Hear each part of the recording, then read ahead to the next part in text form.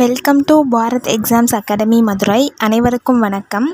நம்ம இன்றைக்கி என்ன பார்க்க போகிறோம்னு பார்த்திங்கன்னா, தமிழ்நாட்டில் கூட்டுறவு இயக்கத்தின் முக்கிய முன்னோடிகள் சம்மந்தமான ஒன் வேர்ட்ஸ் யார் யாருன்னா இருக்காங்க, அவங்க என்னென்னா இம்பார்ட்டண்ட் இந்த கண்டென்ட்டுக்கு கூட்டுறவு இயக்கத்தில் அவங்க என்னென்னா பண்ணியிருக்காங்க அப்படின்ற சம்மந்தமாக தான் இந்த வீடியோவில் வந்து நம்ம பார்க்க போகிறோம். ஸோ ரொம்ப யூஸ்ஃபுல்லாக இருக்கும். ஸோ கண்டிப்பாக வீடியோவை ஸ்கிப் பண்ணாமல் பாருங்கள், உங்கள் ஃப்ரெண்ட்ஸ்க்கும் ஷேர் பண்ணுங்கள். நம்ம அகாடமியில் பார்த்திங்கன்னா இந்த எக்ஸாம்ஸ்க்குரிய study material, test batch, online classes எல்லாமே அவைலபிளாக இருக்குது. ஸோ வில்லிங் ஸ்டூடெண்ட்ஸ் ஸ்க்ரீனில் தர நம்பருக்கு காண்டாக்ட் பண்ணுங்கள்.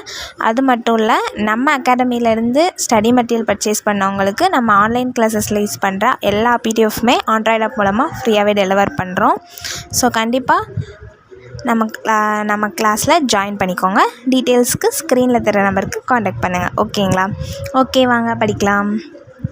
தமிழ்நாட்டில் கூட்டுறவு இயக்கத்தின் முக்கிய முன்னோடிகள்.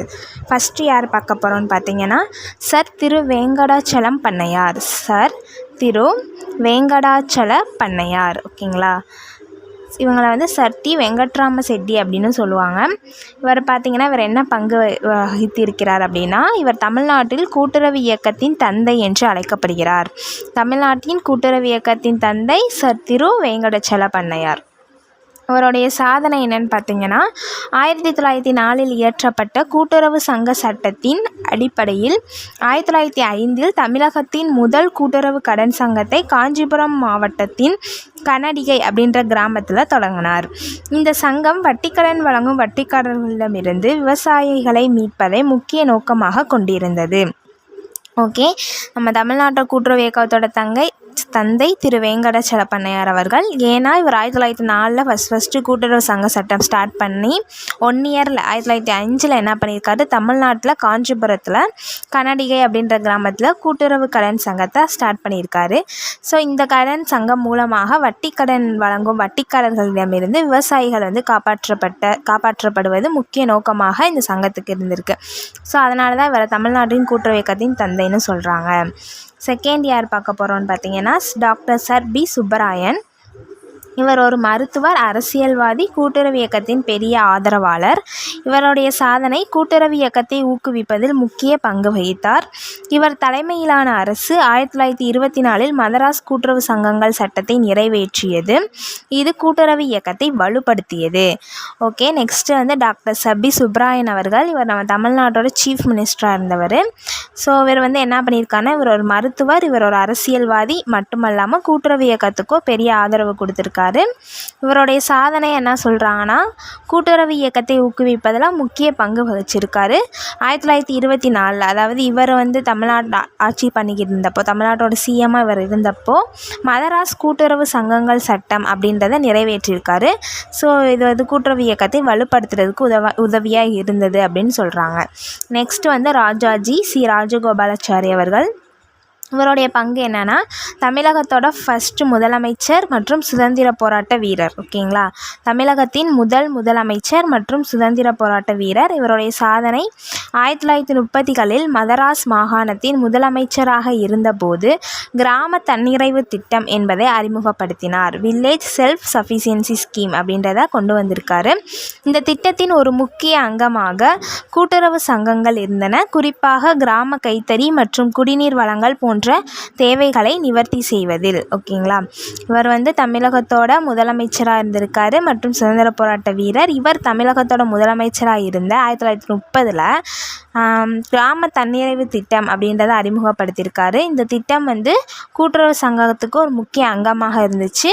அது மட்டும் இல்லாமல் கிராம கைத்தறி, குடிநீர் வழங்கல் போன்ற தேவைகளையும் நிறைவு செய்வதற்கு இது உதவியாக இருந்ததுன்னு சொல்கிறாங்க. அடுத்து காமராஜர் அவர்கள். இவர் தமிழகத்தோட முன்னாள் முதலமைச்சர். இவருடைய சாதனை வந்து இவரது காலத்தில் கூட்டுறவு இயக்கம் கணிசமாக விரிவடைந்து கூட்டுறவு வங்கிகள், மத்திய கூட்டுறவு வங்கிகள் வலுப்படுத்தப்பட்டன. குறிப்பாக கிராம கூட்டுறவு சங்கங்கள், primary agricultural cooperative credit society விவசாயிகளுக்கு கடன் வழங்குவதில் முக்கிய பங்கு வகிக்கும் வகையில் ஊக்குவிக்கப்பட்டன. ஸோ காமராஜர் ஐயா அவர்கள் வந்து தமிழகத்தோட முன்னாள் முதலமைச்சர். இவர் வந்து தமிழகத்தில் வந்து இந்த கூட்டுறவு இயக்கம் கணிசமாக விரிவடைகிறதுக்கு கூட்டுறவு வங்கி, மத்திய கூட்டுறவு வங்கிகள்னால் வலுப்படுத்தினார். குறிப்பாக கிராம கூட்டுறவு சங்கங்களில் விவசாயிகளுக்கு கடன் வழங்குவதில் முக்கிய பங்கு வகிக்கும் வகையில் ஊக்குவிக்கப்பட்டன இவருடைய காலத்தில். அடுத்து பார்த்திங்கன்னா பக்தவத்சலம் அவர்கள். இவரும் தமிழகத்தோட முன்னாள் முதலமைச்சர் மற்றும் அமைச்சராகவும் இருந்திருக்காரு. இவர் கூட்டுறவுத்துறை அமைச்சராக இருந்தபோது கூட்டுறவு இயக்கத்தை மேம்படுத்த பல நடவடிக்கைகளை மேற்கொண்டார். கூட்டுறவு சங்கங்கள் மூலம் மசாலா, பருப்பு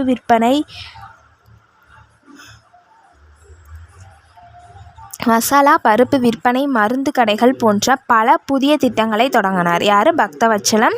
இவர் கூட்டுறவுத்துறை அமைச்சராக இருந்திருக்காரு. அமைச்சராக இருந்தப்போ கூட்டுறவு சங்கங்கள் மூலமாக மசாலா, பருப்பு விற்பனை, மருந்து கடைகள் போன்ற பல புதிய திட்டங்களை தொடங்கியிருக்காரு. அடுத்து எம் ராமசாமி. இவர் புகழ்பெற்ற தொழிலதிபர் மற்றும் கூட்டுறவு நிறுவன தலைவராக இருந்திருக்காரு. இவர் அவிநாசி அருணாச்சலம் கூட்டுறவு சர்க்கரை ஆலை உட்பட பல கூட்டுறவு சர்க்கரை ஆலைகள் மற்றும் நிறுவனங்களை நிர்வகிப்பதில் முன்னோடியாக இருந்தார். இவரது முயற்சிகள் விவசாயிகளின் நலனுக்காக கூட்டுறவு சர்க்கரை தொழிலை வளர்த்தெடுத்தன. இவர் என்ன பண்ணியிருக்காரு? அவிநாசி அருணாச்சல கூட்டுறவு சர்க்கரை ஆலை உட்பட பல கூட்டுறவு சர்க்கரை ஆலைகள் நிறுவனங்களை நிர்வகிப்பதில் முன்னோடியாக இருந்திருக்காரு. இவரது முயற்சிகள் விவசாயிகளின் நலனுக்காகவும் கூட்டுறவு சர்க்கரை தொழிலை வளர்த்தெடுத்தன. அடுத்து சுப்பிரமணிய சிவா. தமிழகத்தில் கூட்டுறவு இயக்கத்தின் மிக முந்தைய முன்னோடிகளில் ஒருவர் சுப்பிரமணிய சிவா அவர்கள். இவர் 1913 சென்னை மாகாணத்தின் முதல் கூட்டுறவு யூனியனை நிறுவியதில் முக்கிய பங்கு வகித்தார். இந்த யூனியன் கூட்டுறவு இயக்கத்தை பற்றிய கல்வி மற்றும் பயிற்சியை வழங்குவதற்காக உருவாக்கப்பட்டது. 1913 சென்னையில் முதல் கூட்டுறவு யூனியனை நிறுவுவதில் முக்கிய பங்கு வகித்தவர் சுப்பிரமணிய சிவா. இந்த யூனியன் கூட்டுறவு இயக்கத்துக்குரிய கல்வி பயிற்சி வழங்குவதற்காக உருவாக்கப்பட்டது. இந்த முன்னோடிகள் அனைவரும் தமிழ்நாட்டின் பொருளாதார மேம்பாடு, குறிப்பாக விவசாயிகள், கிராமப்புற மக்களின் உயர்வு ஆகியவற்றிற்காக கூட்டுறவு இயக்கத்தை ஒரு சக்தி வாய்ந்த கருவியாக உருவாக்குவதில் முக்கிய பங்கு வகித்தன. இப்போ நம்ம பார்த்த எல்லாருமே ராஜாஜி, சுப்பிரமணிய சிவா, காமராஜர் ஐயா, அப்புறம் சுப்ராயன் அவர்கள் எல்லாருமே பார்த்திங்கன்னா தமிழ்நாட்டில் பொருளாதார மேம்பாடு, குறிப்பாக விவசாயம், கிராமப்புற மக்களோட உயர்வுக்காக கூட்டுறவு இயக்கத்தை சக்தி வாய்ந்த கருவியாக உருவாக்குவதில் முக்கிய பங்கு வகித்தனர் அப்படின்னு சொல்கிறாங்க. அடுத்து இப்போ நம்ம தமிழ்நாட்டில் பார்த்துட்டோம். அடுத்து இந்தியாவிலும் வெளிநாடுகளிலும் கூட்டுறவு முன்னோடிகள். இந்தியா மற்றும் வெளிநாடுகளில் கூட்டுறவு முன்னோடிகள். இதில் ஃபஸ்ட்டு இந்தியாவோட கூட்டுறவு முன்னோடிகள் பார்த்திங்கன்னா டாக்டர் வில்லியம் லூட்விக் மற்றும் ஆல்பர்ட் டியோமன். இவங்க 1892 மும்பையில் முதல் கூட்டுறவு சங்கத்தை நிறுவியதாக கருதப்படுகிறது. இது கூட்டுறவு இயக்கத்திற்கான அடித்தளமாக அமைந்தது 1892. Frederick Nicholson. இவர் மெட்ராஸ் பிராந்தியத்தில் கூட்டுறவு வங்கிகள் 1895 என்ற அறிக்கையை தயாரித்தார். இது இந்தியாவில் கூட்டுறவு வங்கி இயக்கத்திற்கு வழிவகுத்தது. ஃப்ரெட்ரிக் நிக்கல்சன் மெட்ராஸ் பிராந்தியத்தில் கூட்டுறவு வங்கிகள் அப்படிக்கான அறிக்கையை தயாரித்தார். கூட்டுறவு வங்கி இயக்கத்திற்கு வழிவகுத்தது. தாதாபாய் நவ்ரோஜி. இவருடைய பங்கு இந்தியாவில் கூட்டுறவு சங்கங்களை ஊக்குவிப்பதில் முன்னோடியாக இருந்தார். குறிப்பாக விவசாயிகள் மற்றும் கிராமப்புறங்களின் நிலைமையை மேம்படுத்துவதில் கவனம் செலுத்தினார். ஓகேங்களா? கூட்டுறவு சங்கங்களை ஊக்குவிப்பதில் முன்னோடியாக இருந்திருக்காரு. குறிப்பாக விவசாயிகள் மற்றும் கிராமப்புறங்களின் நிலைமையை மேம்படுத்துவதில் கவனம் செலுத்தினார்.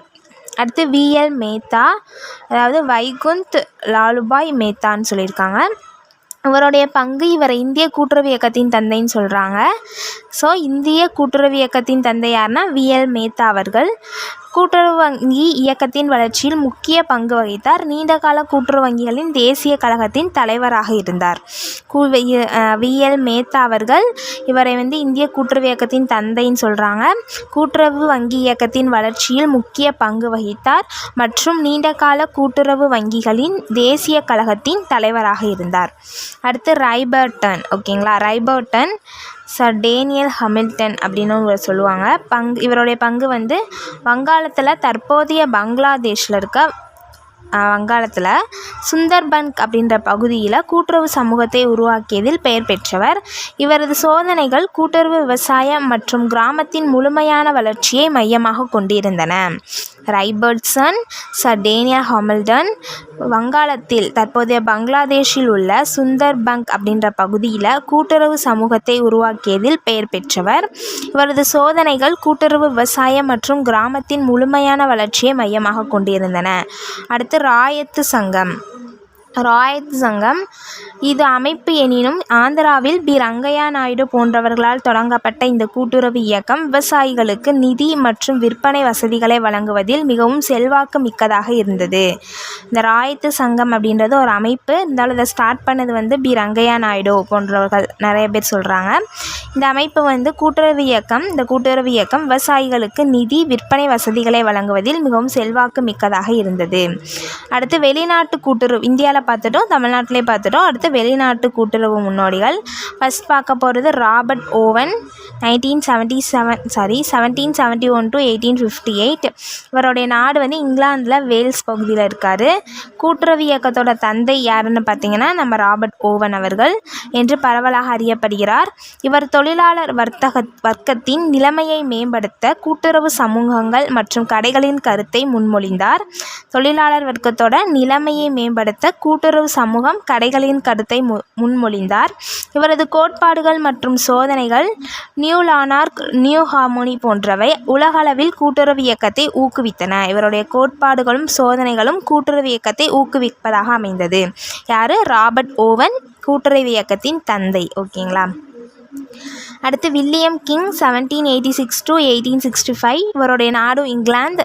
இவர் ஒரு மருத்துவர் மற்றும் சீர்திருத்தவாதி. வில்லியம் கிங் ஒரு மருத்துவர் மற்றும் சீர்திருத்தவாதி. இவர் தொழிலாளர்களின் சகோதரன் என்ற பத்திரிகையை தொடங்கினார். தொழிலாளரின் சகோதரன் அப்படின்ற பத்திரிகையை தொடங்கியவர் வில்லியம் கிங். இது கூட்டுறவுகளின் நடைமுறை நன்மைகளை பற்றி விளக்கியது மற்றும் ரோச்டேல் சமபங்குதாரர்கள் உள்ளிட்ட பலர் உருவாவதற்கு காரணமாக இருந்தது. கூட்டுறவுகளுடைய நடைமுறை நன்மைகளை பற்றி விளக்கியது. ரோச்டேல் சமபங்குதாரர்கள் உள்ளிட்ட பலர் உருவாவதற்கு காரணமாக இருந்தது. அடுத்து ரோச்டேல் சமபங்குதாரர்கள் 1844. ஓகேங்களா. நாடு இங்கிலாந்து தான். இவர்கள் ஒரு குழுவாக இருந்தாலும் இவர்கள் மிக முக்கியமான முன்னோடிகள். ரோச்டேல் சமபங்குதாரர்கள்ன்றது ஒரு குழு. ஸோ அந்த குழு இதில் இருக்கவங்க ரொம்ப முக்கியமான முன்னோடிகள்னு சொல்கிறாங்க. நவீன கூட்டுறவு இயக்கத்தின் அடித்தளமாக கருதப்படும் ரோச்டேல் தத்துவங்கள் திறந்த தலைமுறை, ஜனநாயக கட்டுப்பாடு, வட்டி, வரையறுக்கப்பட்ட மூலதனம் போன்றவை அவர்களால் உருவாக்கப்பட்டது. இவர்கள் நிறுவிய கடை இன்றும் செயல்படுகிறது. ஓகேங்களா. இவங்க குழுவாக இருந்தாலும் மிக முக்கியமான முன்னோடி. நவீன கூட்டுறவு இயக்கத்துக்கு அடித்தளமாக கருதப்படும் ரோச்டேல் தத்துவங்கள் என்னென்னா திறந்த தலைமுறை, ஜனநாயக கட்டுப்பாடு, வட்டி, வரையறுக்கப்பட்ட மூலதனம், இதெல்லாம் ஓகேங்களா இவர்களால் உருவாக்கப்பட்டது. இவங்க உருவாக்கிய நிறுவிய கடை இன்றும் செயல்படுகிறது. அடுத்து ஃப்ரெட்ரிக் ரைபெய்சன். ஓகேங்களா. 1818 to 1888. இவர் யார்? ஃப்ரெட்ரிக் ரைபெய்சன். இவருடைய நாடு ஜெர்மனி. இவருடைய பங்கு கிராமப்புறங்களில் கூட்டுறவு வங்கி, கிரெடிட் யூனியன் மாதிரியை உருவாக்கியவர். கிராமப்புறங்களில் கூட்டுறவு வங்கி, கிரெடிட் யூனியன் மாதிரியை உருவாக்கியவர். ரைபெய்சன் வங்கிகள் கிராமப்புறங்களில் வறுமையை குறைப்பதற்கும் விவசாயிகளுக்கு மலிவு வட்டியில் கடன் வழங்குவதற்கும் உருவாக்கப்பட்டன. ரைபெய்சன் வங்கிகள் கிராமப்புறங்களில் வறுமையை குறைப்பதற்கும் விவசாயிகளுக்கு மலிவு வட்டியில் கடன் வழங்குவதற்கும் உருவாக்கப்பட்டன. இந்த மாதிரி உலகெங்கிலும் பரவலாக பின்பற்றப்பட்டது. German joules டெலிட்ஸ்ச். ஓகேங்களா. ஜெர்மன் ஜூல்ஸ் டெலிட்ஸ்ச் 1808 முதல் 1883. இவருடைய நாடு ஜெர்மனி. இவருடைய பங்கு நகர்ப்புறங்கள் மற்றும் சிறு வணிகர்களுக்கான கூட்டுறவு வங்கி மாதிரியை உருவாக்கியவர். நகர்ப்புறங்கள் மற்றும் சிறு வணிகர்களுக்கான கூட்டுறவு வங்கியை மாதிரியை உருவாக்கியவர். இவரது வேலை ரைபெய்சனின் கிராமப்புற மாதிரிக்கு நகர்ப்புற மாற்றாக இருந்தது. இவரது வேலை ரைபெய்சனோட கிராமப்புற மாதிரிக்கு நகர்ப்புற மாற்றாக இருந்தது. ஓகேங்களா.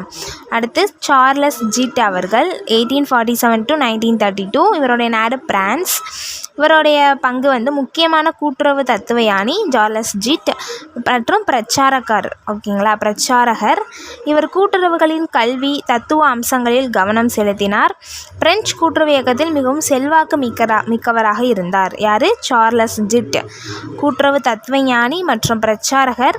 கூட்டுறவுகளின் கல்வி மற்றும் தத்துவ அம்சங்களில் கவனம் செலுத்தினார். பிரெஞ்சு கூட்டுறவு இயக்கத்தில் மிகவும் செல்வாக்கு மிக்கவராக இருந்தார். இவங்க எல்லாருமே பார்த்திங்கன்னா நம்ம வெளிநாடுகளில் இருக்கக்கூடிய கூட்டுறவு முன்னோடிகள். ஜெர்மனி, பிரான்ஸ், இங்கிலாந்து எல்லாமே பார்த்துட்டோம். இந்த முன்னோடிகள் அனைவரும் பொருளாதார மேம்பாடு மற்றும் சமூக நீதிக்காக கூட்டு சக்தியை பயன்படுத்துவதற்கான வழிகாட்டும் விளக்குகளாக தொடர்கிறார்கள். ஓகே, நம்ம தமிழ்நாட்டோட முன்னோடி பார்த்தோம். தமிழ்நாடோடைய முன்னோடிகள், அது மட்டும் இல்லாமல் இந்தியாவோட முன்னோடிகள், அப்புறம் வெளிநாட்டோட முன்னோடிகள். பேர்கள் மட்டும் இன்னொரு டைம் பார்த்துடலாம். தமிழ்நாட்டோட கூட்டுறவு இயக்கத்தோட முன்னோடிகள்னு பார்த்தீங்கன்னா திரு வெங்கடாச்சல பண்ணையார் அவர்கள். இவர் தான் தமிழ்நாட்டோட கூட்டுறவு இயக்கத்தோட தந்தை. அப்புறம் ரொம்ப முக்கியமானவர் வந்து doctor sir T Subbarayan, Rajaji அவர்கள், காமராஜர் ஐயா அவர்கள், எம் பக்தவத்சலம் ஐயா அவர்கள், எம் ராமசாமி அவர்கள், சுப்பிரமணிய சிவா அவர்கள். இவங்க எல்லாமே தமிழ்நாட்டை சேர்ந்த கூட்டுறவு முன்னோடிகள். இந்தியாவை சேர்ந்தவங்கன்னு பார்த்தீங்கன்னா doctor William Ludwig, Frederick Nicholson, Dadabhai Naoroji, V L Mehta. இவர் தான் இந்திய கூட்டுறவு இயக்கத்தின் தந்தைன்னு சொல்கிறோம். அப்புறம் ரைபர்டன் ராய்து சங்கம். இது எல்லாமே வந்து இந்தியாவோட கூட்டுறவு முன்னோடிகள். வெளிநாட்டில் பார்த்திங்கன்னா ராபர்ட் ஓவன். இந்த ராபர்ட் ஓவன் தான் கூட்டுறவு இயக்கத்தின் தந்தை உலகத்தில் அப்படின்னு சொல்கிறாங்க. ராபர்ட் ஓவன், வில்லியம் ஹிங், ரோச்டேல் சமபங்குதாரர்கள், ஃப்ரெட்ரிக் ரைபென்சன் மற்றும் German joules deletes next Charles ஜீட் அவர்கள். இவங்க எல்லாருமே வந்து வெளிநாடுகளில் இருக்கக்கூடிய கூட்டுறவு முன்னோடிகள். ஓகே, ரொம்ப யூஸ்ஃபுல்லான வீடியோ, ரொம்ப இம்பார்ட்டண்டான கண்டென்ட் இருக்குது இதில். ஸோ கண்டிப்பாக உங்கள் ஃப்ரெண்ட்ஸ் எல்லாருக்கும் ஷேர் பண்ணுங்கள். நீங்களும் ஸ்கிப் பண்ணாமல் பாருங்கள், ஃபுல் வீடியோவும் பாருங்கள். ஓகேங்களா? தேங்க்யூ.